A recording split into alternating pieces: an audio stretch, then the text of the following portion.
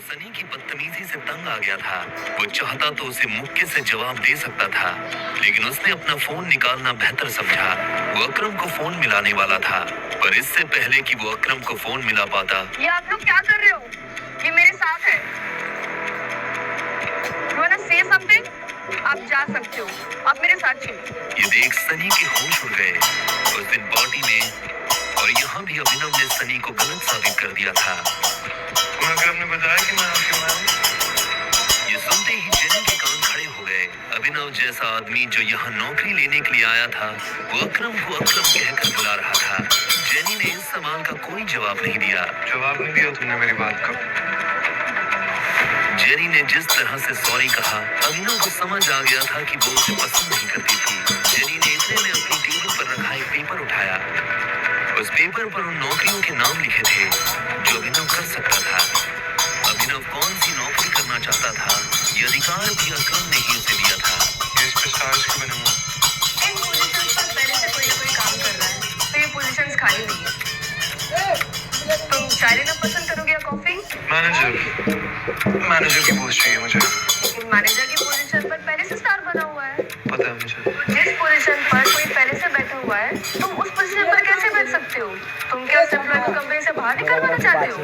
मैंने ऐसा कुछ नहीं कहा। तुम मुझे ये बताओ कि ये लिस्ट मुझे किसने दी? तुमने? हाँ, लेकिन जेनी, देखो, इसमें मेरी कोई गलती नहीं है। तुमने मुझे लिस्ट दी और मैंने अपने पसंद की पोस्ट चूज कर ली। अब आगे क्या करना है वो तुम बताओ। वो जो मांग रहा था सोच समझ कर मांग रहा था। वैसे तो पूरी कंपनी ही उसकी थी। वो जल्द से जल्द इसे संभालना चाहता था। ठीक है मिस्टर अभिनव, मुझे आपकी कुछ जानकारियों की जरूरत पड़ने वाली है। कल से आपका ऑफिस शुरू हो जाएगा। Perfect, thank you. लेकिन मोंटी के आ जाने से पहले वो ऐसा कुछ नहीं कर सकता था। ऐसे में उसने मैनेजर की पोस्ट ही मांग ली थी, ताकि वो अनन्या और उसके माता पिता के सामने अपनी काबिलियत साबित कर सके। सनी को अभी भी समझ नहीं आ रहा था कि आखिर अभिनव वहाँ क्या लेने आया था। उधर अभिनव को लगा कि अब कल से नौकरी पर जाने के लिए उसे नए कपड़ों की जरूरत पड़ने वाली है। कपड़ों के साथ साथ उसे अपना फोन भी बदलने की जरूरत थी। अकरम का दिया हुआ चेक उसकी जेब में ही रखा हुआ था। अब क्योंकि अनन्या के माता पिता आए हुए थे, तो उनको और हरदेव पाल को दिखाने के लिए अभिनव जानता था कि उसे उनके साथ उन्हीं के घर में रहना पड़ेगा और नौकरों के कमरे में सोना पड़ेगा। लेकिन वो इतनी आसानी से हार नहीं मानने वाला था। वो ये साबित कर देने वाला था कि वो इस दुनिया का सबसे बेस्ट दामाद है। अभिनव अपना चेक से पैसा निकालने के लिए बैंक चला आया। मुझे वो चेक से पैसे निकलवाने। तभी उसकी नजर प्रणव से मिली। प्रणव उन लोगों में से था जो अभिनव की गरीबी का मजाक उड़ाया करता था। अरे देखो तो कौन आया है। प्रणव खुद एक बैंकर था। वो अरबपति तो नहीं था, लेकिन उसके पास अच्छी खासी दौलत थी। वो अभिनव को इसलिए जानता था क्योंकि अभिनव अक्सर इस बैंक में डिलीवरी के काम के लिए आया करता था। हालांकि वो दिखने में अभिनव के आगे कुछ नहीं लगता था, लेकिन उसमें और अभिनव में एक ही फर्क था, गरीबी का। चेक से तुम्हें पता है ना, इस बैंक में चेक से पैसे निकालने के लिए सिर्फ और सिर्फ बड़ी रकम निकाली जा सकती है। मेरा रकम बहुत बड़ा है, इसलिए यहाँ पे निकल भी नहीं पाएंगे, इसलिए मैं मैनेजर से मिलना चाहता हूँ। तुम्हें इसकी जरूरत नहीं पड़ेगी, बताओ चेक मुझे। प्रणव ने बिना देखे अभिनव और बाकी लोगों की आंखों के सामने चेक फाड़ दिया। अबे दिमाग खराब है क्या तुम्हारा? ये क्या किया? सिक्योरिटी, इस आदमी को बाहर निकलवाओ यहाँ से। फर्जी चेक लेकर बैंक में आता है, बैंक वालों को बेवकूफ समझता है। पुलिस बुलाकर अभी अंदर करवा दूंगा तुझे, लेकिन ऐसे। प्रणव और बाकी लोगों को अभिनव को इस हाल में देखकर बड़ा मजा आ रहा था। क्या हो रहा है? ये आवाज और किसी की नहीं बल्कि बलराज की थी। उसने अभिनव को दूर से ही पहचान लिया था। बलराज को देखते ही अभिनव की जान में जान आ गई। अब कोई उसका कुछ नहीं बिगाड़ सकता था। सॉरी सर, मुझे पता नहीं था आप यहाँ इस तरह आ जाएंगे। मैं तो बस इस आदमी को फ्रॉड करने से रोक रहा था। छोटे से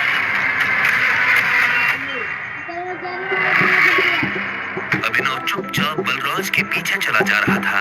प्रणव और बाकी लोगों को समझ नहीं आ रहा था कि बलराज अभिनव को अपने साथ क्यों ले जा रहा था। जब प्रणव भी उनके पीछे जाने लगा तो बलराज ने पलट कर कहा, मैंने तुमसे उनसे कहा मेरे साथ आने के लिए? नहीं सर। बलराज ने उसे घूरा तो प्रणव के पैर थमे के थमे रह गए। अभिनव को बलराज का ये बर्ताव देख घबराहट हो रही थी। वो बस यही उम्मीद कर रहा था कि बलराज ऐसा कुछ न कर दे जिससे उन लोगों को अभिनव की पहचान के ऊपर शक हो जाए। अगर इसने गलती की है तो इसके बारे में मैनेजर को पता होना चाहिए।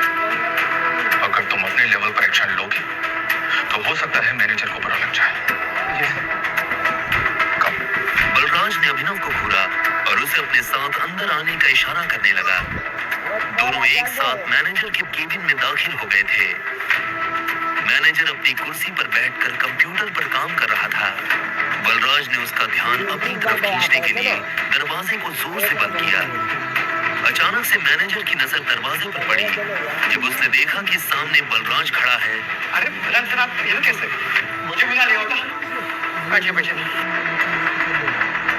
कहिए कैसा आना हुआ? वैसे तो मैं अपने किसी काम से आया था, लेकिन बाहर तमाशा देखा तो सोचा कि सबसे पहले मैं तुमसे इस बारे में कर दिया यार। बताइए, तुम जानते हो ये साहब कौन है? उसकी नजर उसके चेहरे से फिसलते हुए उसके हाथों और आखिर में उसकी अंगूठी पर पड़ी। जैसे ही उसने अंगूठी पर बने उस निशान को देखा तो मैनेजर का मुंह खुला का खुला रह गया। बाप रे बाप, ये टाइगर है। ये कौन? ये उस टीम का आखिरी हिस्सा है जिस टीम का तुम कैप्टन हो टाइगर। मुझे माफ कर दीजिए टाइगर, आप कितनी देर से यहाँ हैं? मैं आपके लिए क्या कर सकता हूँ? बस उसकी जरूरत नहीं है। एक चीज का ध्यान रखना, इनके अलावा तुम्हारे अलावा किसी को नहीं पता चलना चाहिए कि मैं टाइगर हूँ।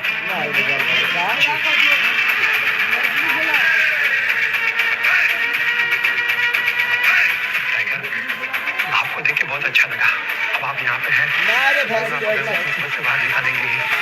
वो तो ये कर ही लेंगे, पर सबसे पहले तुम्हें अपने काम करने वालों को सबक सिखाना होगा, क्योंकि अगर मैंने अपने तरीके से सबक सिखाया तो तुम अच्छी तरह से जानते हो क्या होगा।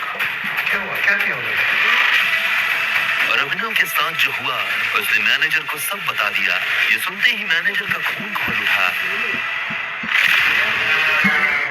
अब इधर एक हट्टा कट्टा सा आदमी काला चश्मा लगाकर खड़ा था। उसकी आंखों पर चश्मा, गले में सोने की मोटी चेन। अभी अभी खबर मिली है कि टाइगर लौटा है। आप कहें तो अभी नहीं, अभी अभी तो आया है। थोड़ा उछलने कूदने दो, पर हाँ, इस बार पिंजरे में डालने की गलती मत करना।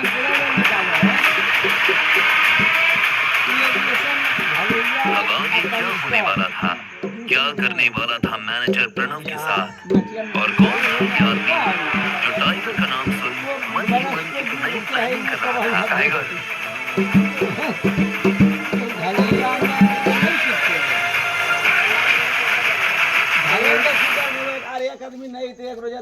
मैनेजर को जब पता चला कि प्रणव ने अभिनव के साथ क्या किया था तो उसका दिमाग गर्म हो गया। बैंक में भले ही उसका दिमाग कंप्यूटर चलाता हो, लेकिन उसका दिल आज भी गोलियां चलाता था।